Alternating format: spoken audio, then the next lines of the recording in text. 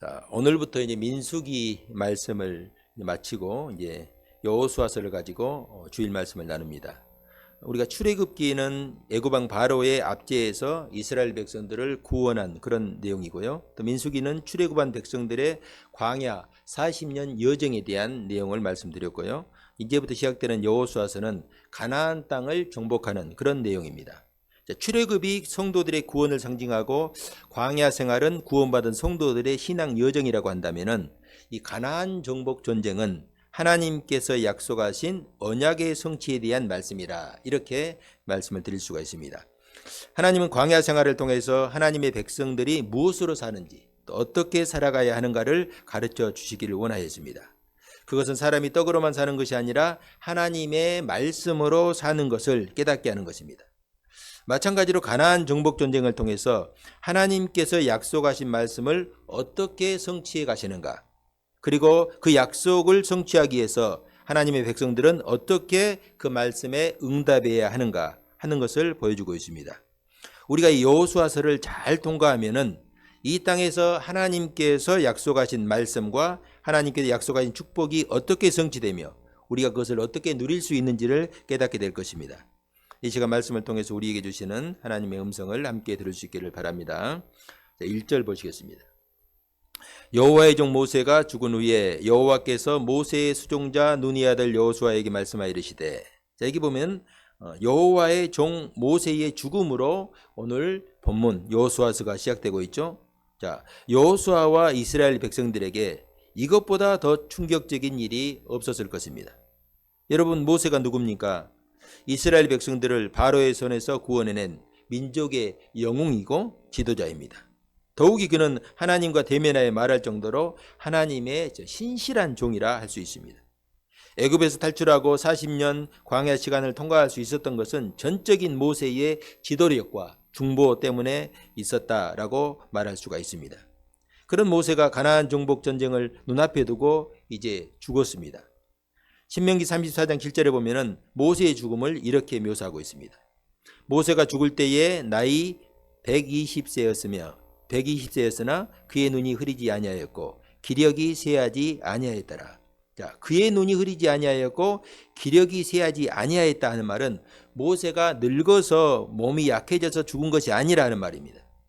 그렇기 때문에 이스라엘 백성들의 입장에서는 더욱더 안타까웠을 것입니다. 많은 백성들은 가나안 정복에 대한 두려움과 염려에 빠졌을 것입니다. 이제 모세가 죽었으니 우리는 어떻게 하나? 모세가 죽었는데 누가 우리를 이 가나안 땅으로 인도할 것인가? 자, 그런데 오늘 본문 1장 1절에 보면요, 이렇게 시작하죠. 여호와의 종 모세가 죽은 후에, 자, 여호와의 종 모세가 죽었다, 이렇게 이 여호수아서를 시작합니다. 자, 이 말씀 속에 여러분 들어있는 의미가 여러 가지로 우리가 유추할 수 있는데, 여호와가 죽은 것이 아니라 누가 죽었어요? 여호와의 종 모세가 죽었다는 거예요. 모세가 이 이스라엘의 지도자가 아니라 여호와께서 그들의 주인이시고 지도자시라 하는 것입니다. 여러분, 우리가 이것을 혼돈하면 안 됩니다. 많은 교회와 성도들이 이것을 혼돈하면은 리더십을 이양할 때 꼭 문제가 생깁니다. 하나님께서 어떤 지도자를 세우셔서 그를 통해서 많은 일을 하게 하실 때가 있습니다. 그리고 그의 사명이 끝나면 반드시 그 자리를 떠날 시간이 옵니다. 그러면은 교회의 주인이신 하나님은 또 다른 종을 보내셔서 또 그 교회를 섬기게 하십니다. 그런데 모세처럼 영향력을 많이 행사한 목회자일수록 은퇴한 후에 후임자 문제 때문에 어려움을 겪는 교회가 의외로 많이 있습니다. 우리 목사님이 은퇴하면은 우리 교회의 미래가 어떻게 될까 하면서 은퇴를 하니 마니 그런 얘기가 들려오고, 여러분, 하나님이 은퇴하시는 것이 아니라 하나님의 종이 은퇴한다는 사실을 잊지 말아야 돼요. 여러분, 종이 은퇴하면 어떻게 돼요? 하나님이 또 다른 종을 세우십니다. 여러분, 교회의 주인은 하나님이십니다. 하나님께서 당신의 종들을 세우시고 그들과 함께 하시고 교회를 이끌어 가신다 하는 믿음이 있으면 우리는 두려워하고 염려할 필요가 없습니다. 이제 하나님은 모세의 수종자였던 여호수아를 부르십니다. 자, 모세의 수종자 눈의 아들 여호수아에게 이렇게 말씀하죠. 자, 여호수아는 모세의 수종자였어요. 이 수종자라는 말은 원어에 보면은 보좌관, 또 부관 혹은 종, 그런 의미를 가지고 있습니다. 여러분, 여호수아가 어떤 사람입니까? 그는 모세의 부관, 모세의 수종자로 40년간 광야에서 지도자 훈련을 받았습니다. 출애굽기 17장에 보면은 여호수아는 이스라엘이 처음 아말렉과 싸울 때에 이스라엘의 군대를 이끌고 나갔던 장수예요. 그리고 또 모세가 시내산에서 십계명을 받을 때 여호수아는 모세의 가장 근거리에서 모세를 보좌했습니다. 또 성막에서 늘 모세와 함께하였고 모세가 성막을 떠날 때는 홀로 그 성막을 지켰습니다. 그리고 바란 광야에서 우리가 잘 알던 12명의 정탐꾼을 가나안 땅에 파송했을 때에 여호수아는요 에브라임 지파를 대표하는 그런 어떤 이 지도자였습니다. 모세가 죽기 전에 여호수아는 모세의 후계자로 선정되어서 안수를 받았습니다. 한마디로 여호수아는 모세의 후계자로 철저하게 준비된 종이었다 말할 수 있습니다. 자, 그런 그에게 하나님께서 이제 말씀합니다. 2절입니다. 내 종 모세가 죽었으니 이제 너는 이 모든 백성과 더불어 이 요단을 건너 내가 그들 곧 이스라엘 자손에게 주는 그 땅으로 가라. 자, 먼저 이제 너는 이 모든 백성과 더불어 일어나 어디를 건너라고 말합니까? 요단을 건너라 이렇게 말씀하죠. 가나안 땅에 들어가기 위해서는 반드시 요단강을 건너야 됩니다. 여러분, 요단강은 백성들이 하나님의 언약을 얻기 위해서 반드시 건너야 되는 결단 혹은 믿음의 순종이라고 볼 수가 있습니다. 지난 시간에 우리가 민수기 32장에서 르우벤 지파와 갓 두 지파가 모세에게 뭘 요구했어요? 우리로 요단을 건너지 않게 해달라. 그런 얼토당토하는 요구를 했어요. 요단강을 건너지 않고 요단 동편 땅에 머물게 해달라는 것입니다. 이미 전쟁에서 승리하고 차지한 땅을 자신들에게 달라는 것입니다. 그때 모세가 그들에게 얼마나 분노하고 화를 냈습니까? 요단강을 건넌다는 것은 하나님이 약속하신 것을 얻기 위해서 믿음으로 순종하는 것이라 볼 수가 있습니다. 여러분, 우리가 왜 주님이 약속하신 복을 누리는데 실패하는지 아십니까? 말씀에 순종하는 일에 실패하기 때문이에요. 내 눈앞에 있는 편안한 삶에 안주하려는 마음 때문입니다. 여러분, 우리가 새해가 되어서 올 한 해는 내가 하나님 앞에서 열심을 내봐야 되겠다 하고 생각한 분들이 있을 것입니다. 자, 그렇다면 내가 하나님 앞에서 신앙적인 열심을 내기 위해서 무엇인가를 결단해야 돼요. 결단하지 않고 아무 일도 일어나지 않습니다. 내가 잡고 있던 것을 포기하는 결단이 있어야 됩니다. 올해에는 하나님께 예배하는 일에 내가 최선을 다해야 되겠다 하는 마음이 있으면은 예배 드리는데 방해가 되는 것을 포기하고 정리하고 부인하는 결단과 순종이 필요합니다. 내가 올 한 해는 말씀 읽고 기도하는 일에 내가 전심의 전력을 기울여야 되겠다 하는 그런 결단이 있으면은 그것을 방해하는 것들을 포기하는 결단이 있어야 됩니다. 여러분, 우리가 이런 것들을 위해서 내가 평소에 즐기던 유튜브를 본다든가 TV를 시청하는 시간을 줄인다든지 아니면 세상 사람들과 만나는 시간을 이렇게 조정한다든지 어떤 변화가 있어야 돼요. 삶의 변화가 없이는 내가 지금 가지고 있던 걸 내려놓든지 부인하든지 하는 어떤 결단이 없으면은 절대로 삶의 변화가 일어나지 않습니다. 여러분, 저는 우리 성도님들이 하나님 말씀에 순종하기 위한 믿음의 결단을 날마다 주님 앞에서 할 수 있기를 주님의 이름으로 축복합니다.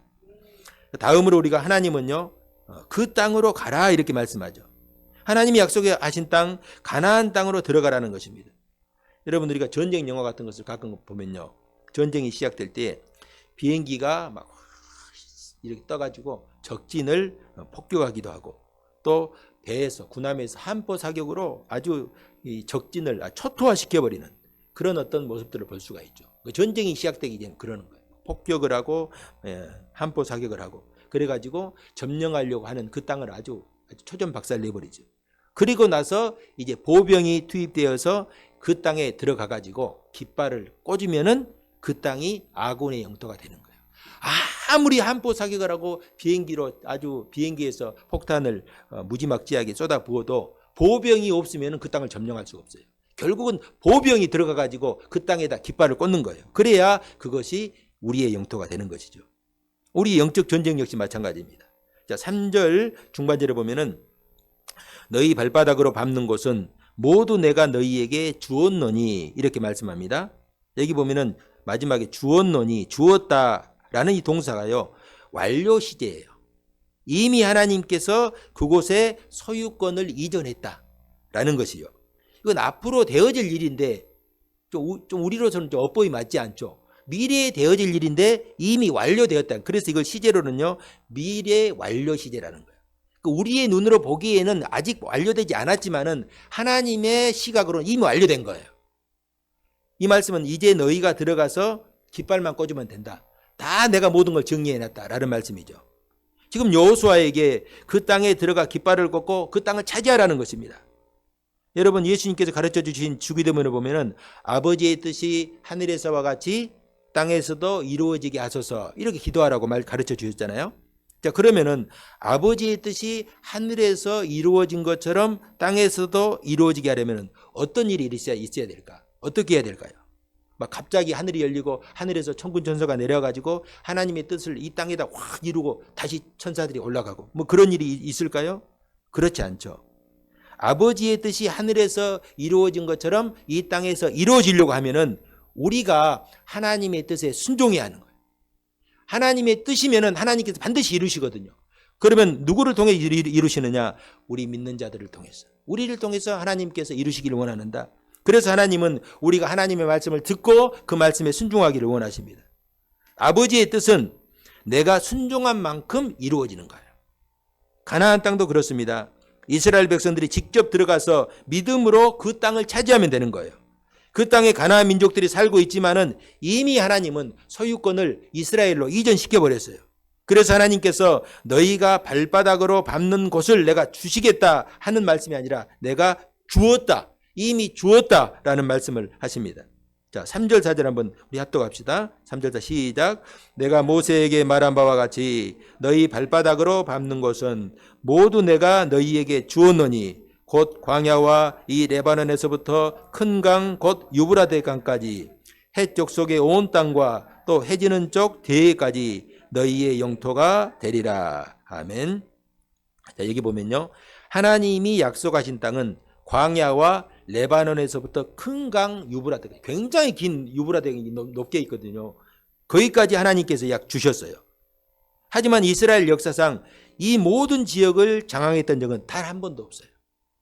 하나님께서 모든 것을 이미 다 주신다고 했지만은 정작 다 받아 누리지 못했다 하는 거예요. 이걸 통해서 우리가 영적인 진리를 발견할 수가 있어요. 여러분, 아무리 하나님께서 우리에게 많은 것을 주셨어도 우리가 믿음으로 그것을 쟁취하고 순종하지 않으면은, 밟지 않으면은 그것을 다 얻을 수 없다는 것입니다. 여러분, 우리 모습을 한번 돌아보시기 바랍니다. 하나님은 우리에게 많은 복을 이미 약속하셨는데 누리는 것보다 실제로 누리지 못하는 것들이 더 많이 있어요. 왜 그렇습니까? 우리가 약속하신 말씀대로 순종하지 않기 때문입니다. 믿고 순종하기만 하면 이미 주어진 땅인데 순종하지 않으니까 얻지 못하는 거예요. 저는 우리 성도님들이 하나님이 약속하신 말씀을 믿고 순종함으로 약속하신 모든 복을 다 누릴 수 있기를 주님의 이름으로 축복합니다. 오늘 본문에서요, 가장 많이 반복되는 말씀은 강하고 담대해라. 오늘 말씀의 제목이죠. 자, 6절에서부터 9절까지 이 말씀이 무려 3번이나 반복되고 있어요.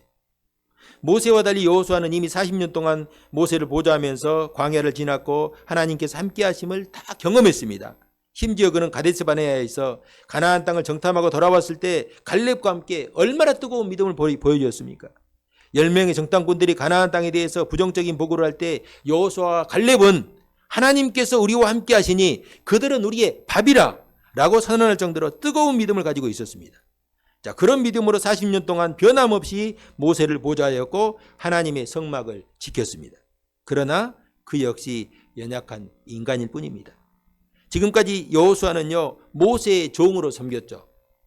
그런데 모세가 죽자 그는 갑자기 모세의 자리, 200만이 넘는 백성들을 책임지는 지도자의 자리에 섰습니다. 여러분, 종의 자리와 지도자의 자리는 완전히 다른 거예요.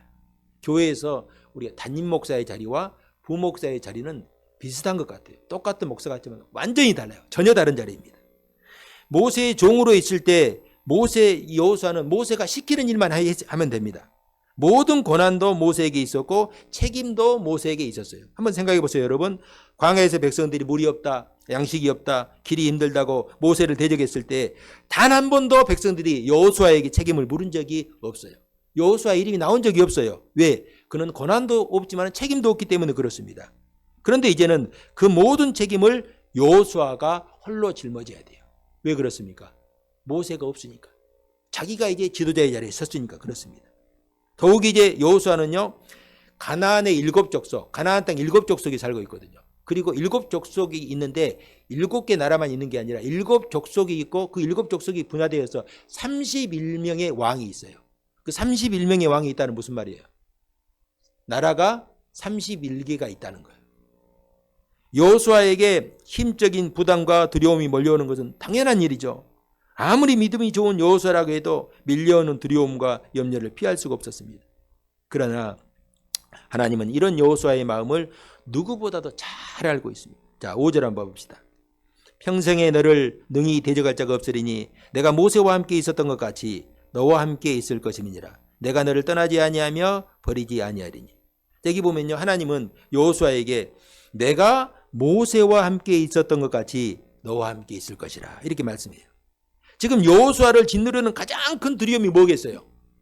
한번 생각해보세요. 입장 바꿔놓어서 생각해보세요. 가장 큰 두려움이 뭐겠어요? 내 전임자 모세는 하나님께서 함께 하셨는데 나에게도 하나님께서 함께 하실까? 이 두려움이죠. 모세와 하나님이 어떻게 함께 하셨는가? 여호수아가 너무 잘 알잖아요. 그런데 내가 지도자의 자리에 서니까 정말 하나님께서 모세와 함께 하신 것처럼 나에게도 함께 하실까 하는 의문이 들었죠. 여호수아는 모세를 섬기면서 하나님께서 그와 함께 하시는 것을 누구보다도 가까이서 봤습니다. 특히 모세가 시내산에 올라갈 때 함께 올라가서 모세가 내려올 때까지 산 중턱에 있다가 내려올 때 같이 내려왔어요. 또한 성소에서 모세와 말씀하시고 함께 하시는 것을 직접 보았죠. 모세가 어떻게 이스라엘의 지도자로 그들을 이끌 수 있었는지 그 누구보다 여호수아는 잘 알고 있습니다. 자, 다시 1절로 봐보세요. 여호와의 종 모세, 그리고 모세의 수종자 눈의 아들 여호수아, 이렇게 증가하잖아요. 자, 모세는 여호와의 종이죠. 그런데 여호수아는 누구의 종이에요? 모세의 종이에요. 모세는 여호와의 종이고 여호수아는 모세의 종이었어요. 이것이 지금까지 여호수아가 가지고 있었던 자기 정체성이고 자기 신분이었죠. 여호와의 종 모세와 모세의 종이었던 자신이 같을 수가 없는 거죠. 지금 여호수아가 지금 가지고 있던 이 두려움이 여기 있어요. 이런 그에게 하나님께서 말씀하시죠. 5절 중반절 다시 보면요. 내가 모세와 함께 있었던 것 같이 너와 함께 있을 것입니다. 이전에는 내가 모세의 종이었지만은 지금부터는 누구의 종? 나의 종. 하나님의 종이다. 여호와의 종이다 하는 것입니다. 사랑하는 성도 여러분, 내가 모세와 함께 있었던 것 같이 너와 함께 있을 것이라 하는 말씀을 오늘 우리 모든 성도들이 믿음으로 받을 수 있기를 주님의 이름으로 축복합니다. 하나님이 우리를 부르셨다면 하나님은 언제나 우리와 함께 계십니다. 그래서 하나님의 이름은요, 임마누엘. 임마누엘이 무슨 뜻이에요? 우리와 함께 하시는 하나님. 여러분, 하나님은 우리를 부르셨으면요, 우리와 항상 함께 계셔요.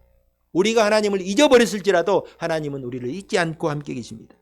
우리가 이 믿음만 있어도요, 우리가 이 세상을 강하고 담대하게 살아갈 수가 있어요. 내 마음이 힘들고 낙담될 때 왜 그렇습니까? 나 혼자 있는 것처럼 생각되니까 안 그래요. 그것은 내 느낌이고 내 감정이고, 내 마음이 힘들고 낙심될 때 아무도 나와 함께 있는 것 같지 않을 때에도 하나님 묵묵히 우리와 함께 계시고 우리를 지키시고 보호해 주십니다. 우리가 이 믿음만 있으면요, 어떤 어려움 가운데서도 믿음으로 일어설 수가 있음을 우리가 고백할 수 있기를 바랍니다. 자, 7절 8절 다 같이 합독합시다. 오직 강하고 극히 담대하여 나의 종 모세가 내게 명령한 그 율법을 다 지켜 행하고 우로나 좌로나 치우치지 말라. 그리하면 어디로 가든지 형통하리니 이 율법책을 내 입에서 떠나게 말며 주야로 그것을 묵상하여 그 안에 기록된 대로 다 지켜 행하라. 그리하면 내 길이 평탄하게 될 것이며 내가 형통하리라. 아멘. 우리가 이 말씀을 잘 이해하고 우리가 받아들이는 게 중요해요. 저는 이 말씀이 가장 중요한 말씀이다. 우리가 궁금한 말씀에 대한 핵심적인 답이다라고 저는 생각합니다. 하나님은 여호수아에게 나의 종 모세가 내게 명령한 그 율법을 다 지켜 행하고 우로나 좌로나 치우치지 말라 이렇게 말씀합니다. 자, 여기서 우리는요, 여호수아의 두 번째 두려움을 발견하게 됩니다. 자, 첫 번째 두려움이 뭐라겠어요? 하나님이 나와 함께 하실까? 모세처럼, 지도자 모세처럼 하나님께서 나와 함께 하실까 하는 것이었다고 한다면은, 두 번째 두려움은요, 하나님께서 모세에게 말씀하신 것처럼 나에게도 말씀해 주실까? 이런 염려가 있었죠. 여러분, 출애굽기 33장 11절에 보면은 사람이 자기의 친구와 되어 이야기함 같이 여호와께서는 모세와 대면하여 말씀하시며 모세는 진으로 돌아오나 눈의 아들 젊은 수종자 여호수아는 해막을 떠나지 아니하니라. 이렇게 말씀합니다. 하나님은 친구와 이야기하는 것처럼 모세와 대면해서 말씀하셨는데 그것을 누가 곁에서 봤어요? 여호수아가 40년 동안 그걸 보았어요. 여호수아가 얼마나 부러웠겠어요. 이야기하시는 친구에게 얘기하는 것처럼 하나님께서 말씀하시는 거예요. 그러니까 이제 여호수아는 하나님께서 나에게도 그렇게 말씀하실까, 이런 어떤 염려와 걱정과 근심이 있는 거예요. 그런데 하나님께서 뭐라고 말씀하십니까? 우리 같으면 내가 너에게도 말해줄게, 이렇게 말씀하실 것 같잖아요. 그런데 그렇게 말씀하지 않고, 자 7절 중반절에 보면은 나의 종 모세가 내게 명령한 그 율법을 다 지켜 행하고 우로나 좌로나 치우치지 말라. 그리하면 어디로 가든지 형통하리라. 자, 모세는 하나님이 주신 율법책이 없었기 때문에 하나님께서 그에게 말씀을 들려주셨어요. 그러나 여호수아는 모세를 통해서 준 무엇이 있어요? 하나님의 율법책이 지금 있습니다. 모세가 너에게 준 그 율법책을 다 지켜 행하고 우로나 좌로나 치우치지 말라 말씀하죠. 모세에게 대면하여 말씀하였지만은 여호수아에게는 그 율법책으로 말씀하신다 하는 것입니다. 그 율법책의 말씀을 믿고 순종하고 좌로나 우로나 치우치지 않으면은 어디로 가든지 형통하게 하신다 말씀합니다. 자, 이런 말씀을 정리하면 이런 거예요. 내가 모세와 대면해서 말하는 것이 그렇게 부러웠느냐? 내가 모세에게 말했던 것은 모세는 이 율법책이 없었기 때문이다. 그런데 너에게는 모세를 통해서 준 율법책이 너에게 있지 않느냐? 너는 이 율법책을 내 입에서 떠나지 말게 하며 주야로 그 말씀을 묵상하고 그 말씀대로 순종해라. 그리하면 내 길이 평탄하며 내가 형통하게 될 것이라. 이렇게 말씀합니다. 여러분, 저는 우리 성도님들이 이 말씀을 마음속 깊이 새길 수 있길 바랍니다. 하나님의 말씀은 하나님이 모세의 귀에 들려준 그 소리보다도 더 분명하고 명확한 말씀입니다. 오늘 방금 하나님께서 말씀하신 이 말씀 중에서 어떤 사람이 복이 있다고 말씀합니까? 그가 가는 길이 평탄하고 그의 삶이 형통한 사람이 복이 있다. 저는 우리 성도님들이 하나님 앞에서 평탄하고 형통한 삶을 살기를 바랍니다. 그런데요, 이 길은 그냥 주어지지 않아요. 신앙의 공식이 있어요. 이 길은 어떤 사람에게 주어집니까? 오직 주의 말씀을 묵상하고 그 말씀대로 순종하는 사람에게 맺히는 열매예요. 이제 그들은 요단강을 건널 것이고 가나안 첫 성인 여리고성과 싸울 것입니다. 그런데 요단강을 건너려 가는데 그때가 마침 우기, 우리로 말하면 여름 장마가 시작되는 시기입니다. 그래서 막 강물이 넘치는 거예요. 우리로 말하면 막 저수지가 막 가득 차고 넘실거리고 댐이 넘실거리고 그리고 막 동천이 막 가득 차가지고 막 물이 넘치려고 하는 그런 시기예요. 보는 것만으로도 사실은 두렵죠. 가까이 가서는 안 되죠. 이전에는 홍해를 건널 때 어떻게 했어요? 하나님께서 먼저 모세를 통해서 홍해를 쫙 갈라주시고 백성들을 건너가게 했죠.